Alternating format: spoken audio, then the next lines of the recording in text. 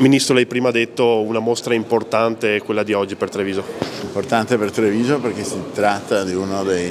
maggiori scultori dell'epoca moderna e contemporanea. Importante per me perché sono trevigiano puro sangue e questa chiesa qui di Sant'Agnese è stata la mia parrocchia per più di 20 anni.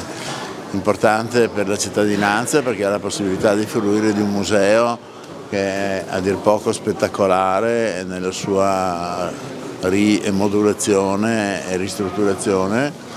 e infine è una gioia per tutti noi vedere che c'è una partecipazione estremamente folta a un evento finalmente di altissimo spessore culturale. Il vero salto di qualità sta proprio in questo, con un'autoproduzione di un'altra mostra, prima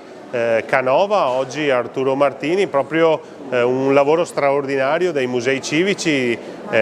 diretti dal dottor Fabrizio Malachin, che di fatto ci danno la possibilità di affrontare qualsiasi tipo di programmazione culturale, ovviamente aperti a collaborazioni con tutti i curatori che vogliono dare un loro contributo, però finalmente il Comune di Treviso si può muovere con le proprie gambe, con le proprie forze e soprattutto con le proprie professionalità, e credo che questo sia un percorso davvero virtuoso che ci rende esclusivi nelle amministrazioni pubbliche e sancisce il vero e proprio salto di qualità da un punto di vista culturale della nostra città. Non soltanto luoghi di cultura, anche se stiamo continuando ad investire dal Museo Bailo, dove ci troviamo adesso, a Santa Caterina, a Casa Robegan, ma anche contenuti di altissimo livello autoprodotti. È una mostra sorprendente, una mostra monografica dedicata al più importante scultore non solo trevigiano ma italiano del Novecento, uno scultore che non ha nulla da invidiare a livello europeo a nessun altro